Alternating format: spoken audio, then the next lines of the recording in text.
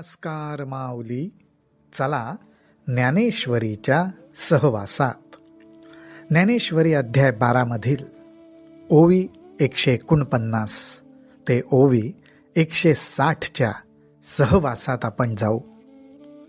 भगवंत अत्यंत कौतुकाने आणि प्रेमाने आपल्या भक्तांबद्दल आपल्याला सांगतोय.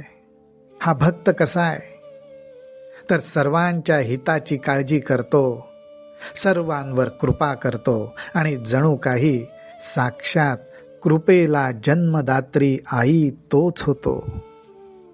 तो कृपा सागर होतो. हा भक्त कसा आहे? आणि मी तू हे भाष नेणे, माझे काहींची न म्हणे, सुख दुःख जाणणे नाही जया. अहो, या भक्ताने आपला देहभाव मला अर्पण केल्यामुळे मी तू ही भाषाच त्याच्या ठिकाणी नसते. स्वतःचं असं काही आहे असं तो म्हणतच नाही. जे काही आहे ते परमेश्वराचं, भगवंताचं.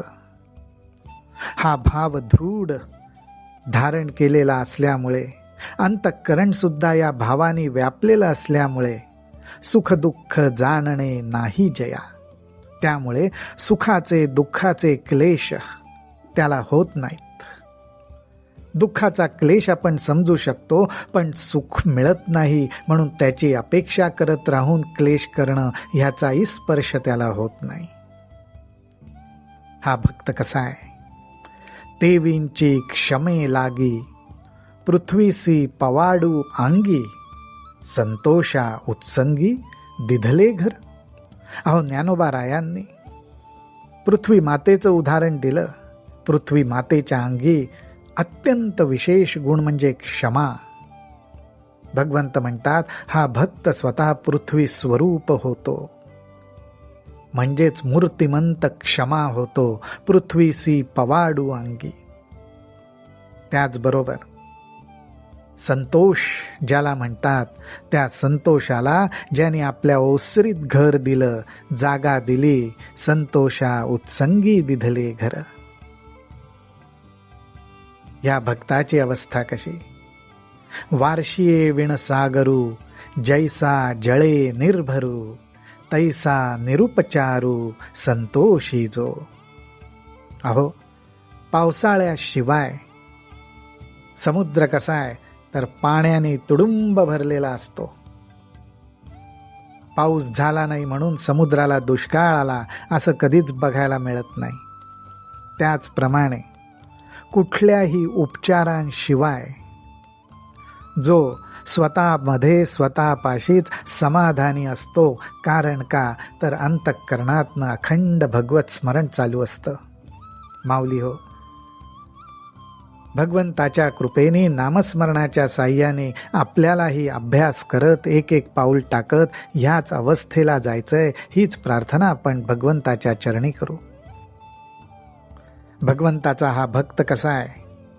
वाहुनी आपुली आण, धरी जो अंतःकरण, निश्चया साचपण जयाचे. अहो, ज्यांनी अशी शपथ वाहिली की आपली स्वतःची शपथ वाहून त्यांनी अंतःकरण आपल्या ताब्यात ठेवलंय. पण हे ताब्यात ठेवणं जोर जबरदस्तीने नाही. भगवंतावरच्या प्रेमामुळे ज्यांनी शपथ घेऊन आपल्या अंतःकरणाला आपल्या स्वाधीन केलेलं आहे. आणि असा ज्यांनी निश्चय केलाय त्याचा निश्चय इतका पक्का असतो की त्यांनीच केलेल्या निश्चयामुळे त्याला सत्यपणा आलेला असतो, खरेपणा आलेला असतो.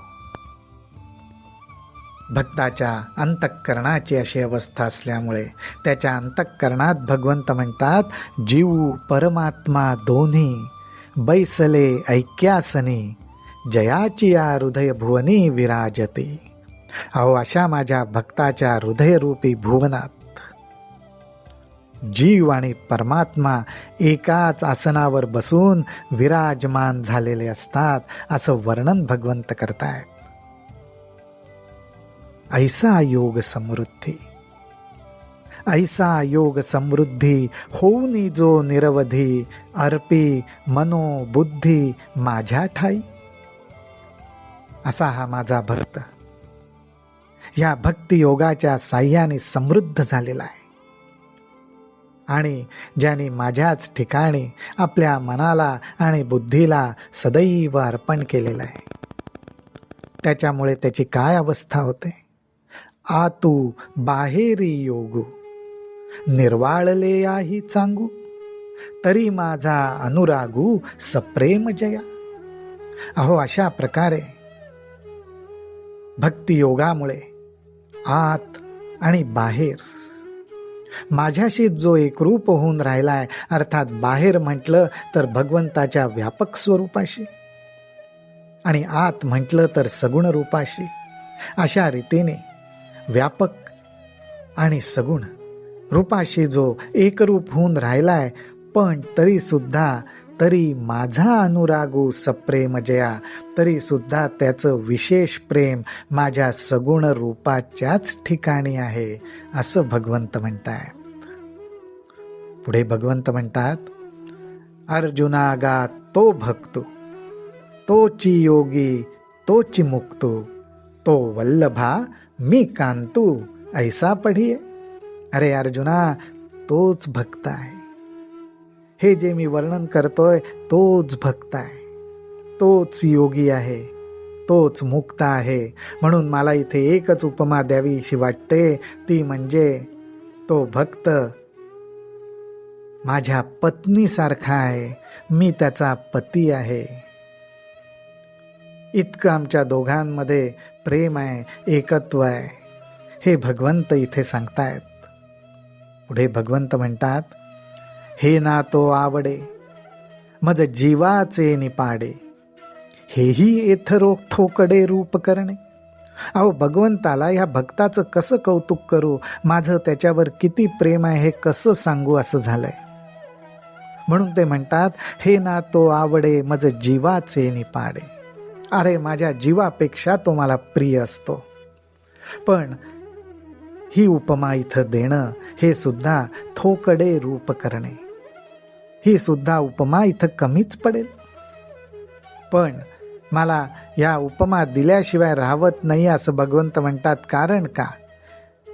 माऊली हो, ज्ञानोबारायांनी काय सुंदर हे भाव टिपलेत.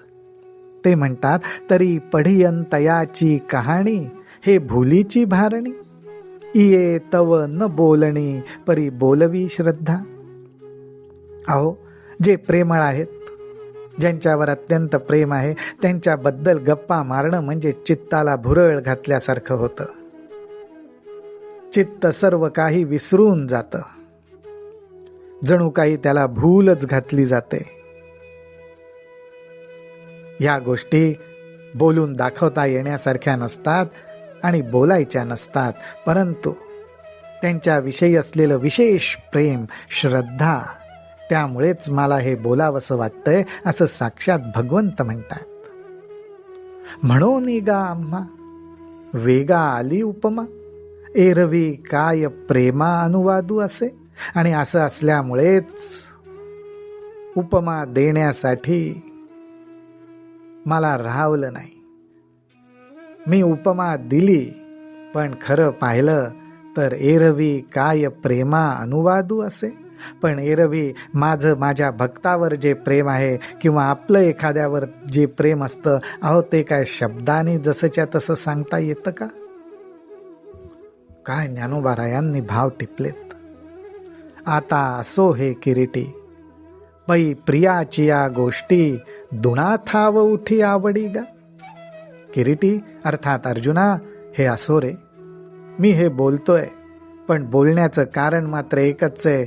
जो प्रेमळ आहे, ज्याच्या ठिकाणी माझं प्रेम आहे, त्याच्या गोष्टी केल्यामुळे अरे अंतःकरणातलं प्रेम दुपटीने उसळून बाहेर येतं. आपल्या अंतःकरणातल्या ह्या प्रेमाचा भगवंत आनंद घेतात.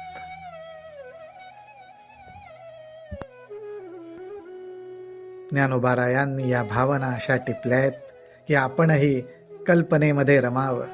भगवंताचं भक्ताविषयी असलेलं प्रेम, त्याचाही आपल्या अंतःकरणात अनुभव घ्यावा आणि आपल्या आराध्य देवतेला नामाचं स्मरण करत हेच म्हणावं, अभ्यास योगाने माझीही याच अवस्थेला, याच मुक्कामी मी तुला येऊन मिळू दे, तुझी प्राप्ती होऊ दे, हेच आपण भगवंताला मागावं. राम कृष्ण हरी, राम कृष्ण हरी, राम कृष्ण हरी.